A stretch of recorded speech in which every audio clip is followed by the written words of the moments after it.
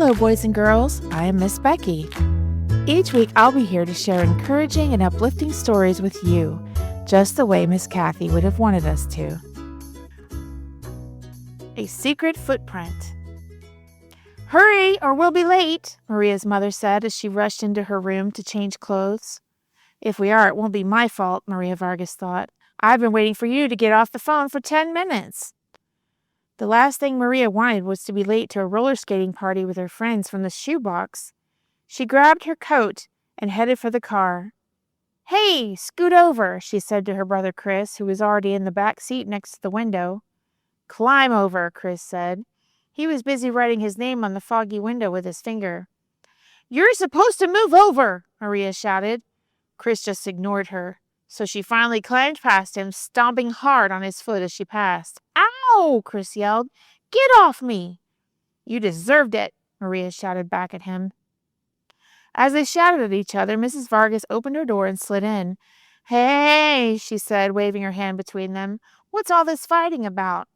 She stepped on my foot. He wouldn't slide over. If you can't get along with each other, I'm not taking you skating. We can just stay home. Their mother looked back at them as they glared at each other. Are we going to get along? Their dad got in on his side as they both nodded at their mother. Buckle up, everyone, he said. Chris, I brought you an extra pair of socks. Take them and put them on as we go. Last time we went roller skating, you got blisters. Mom reached into a bag by her feet as she spoke. When Chris leaned forward to get the socks, Maria reached behind him and wrote stupid in big letters on his window. She turned back quickly before anyone saw her. As the car backed out of the driveway, Mom turned to Chris, who was untying his shoes. Buckle your seatbelt, dear, and... Chris, wipe that word off your window. You know better than to call each other stupid. I'm disappointed with you. Chris looked at the window. I didn't write that, he said. I didn't either, Maria said quickly.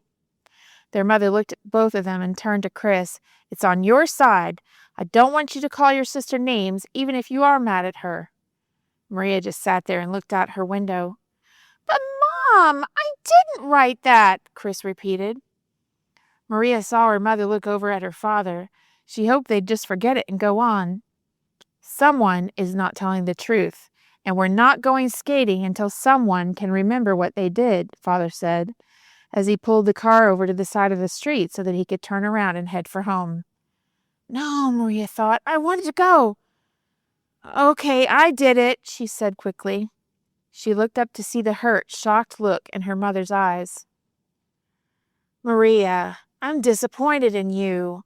Writing stupid was wrong, but lying about it was so much worse. And just sitting there while I accused Chris was very wrong. I'm sorry, Chris. Maria, for a week starting tonight, you may not visit at any friend's house, and no one may visit you at your house.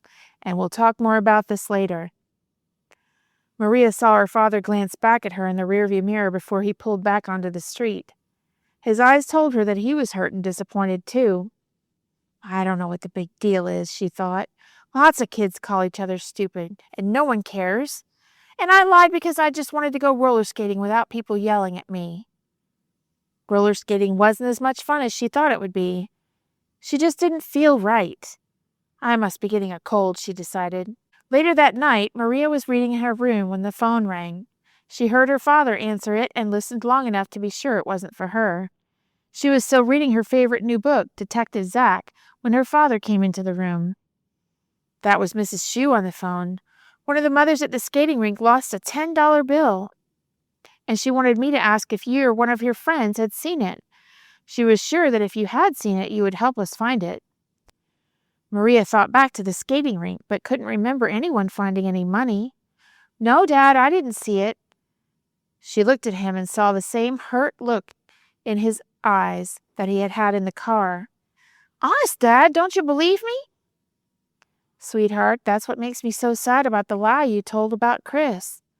The problem with telling even little lies just once in a while is that no one knows when you're really telling the truth. I want to believe you now and always. But can I? Always? Maria's eyes filled with tears. She put her head down on her pillow. Her dad closed the door softly as he went out. After a few minutes, she slid off her bed into her knees on the floor. Jesus, I'm sorry I lied today. I'm sorry I lied those other times too. Please forgive me and make me strong enough to always tell the truth. Always. Later, she sneaked up on her mother, who was washing dishes. Stretching up on her tiptoes, she covered her mother's eyes with her hands.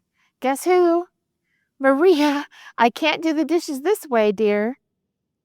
Mama? Yes, Maria. I'm sorry I lied today. With Jesus' help, I'll never do it again. Mother turned and wrapped her arms around Maria. Oh, Maria, I'm so glad to hear you say that. I love you. I love you too, Mom. But, Mom? Yes, honey. You're getting soap in my hair. Maria sneaked up on Chris, too. He was playing with his Legos. Hey, she said in a loud voice. What? Oh, it's you. Look, you almost made me knock over my fort. Chris, I'm sorry about lying and getting you in trouble. That's okay. Want to build a castle with me? The next Sabbath in the shoebox, Sammy was putting up a footprint on the board. And Jesus gave me the power to help Pete, even though I didn't want to.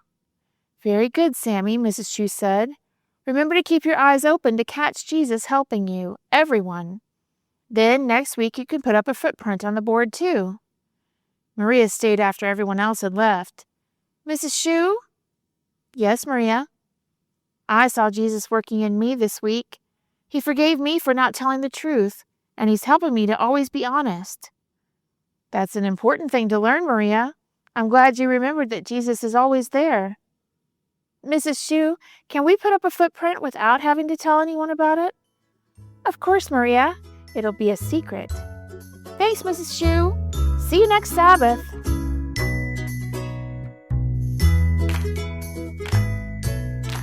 The story you have heard today is from the Shoebox Kids Bible Stories, written by Jerry D. Thomas and used with permission from the Pacific Press Publishing Association.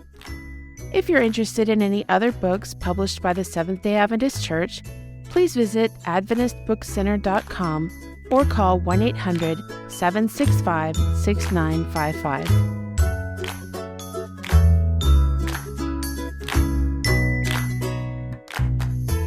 This podcast is a production of the Carolina Conference of the Seventh-day Adventist Church.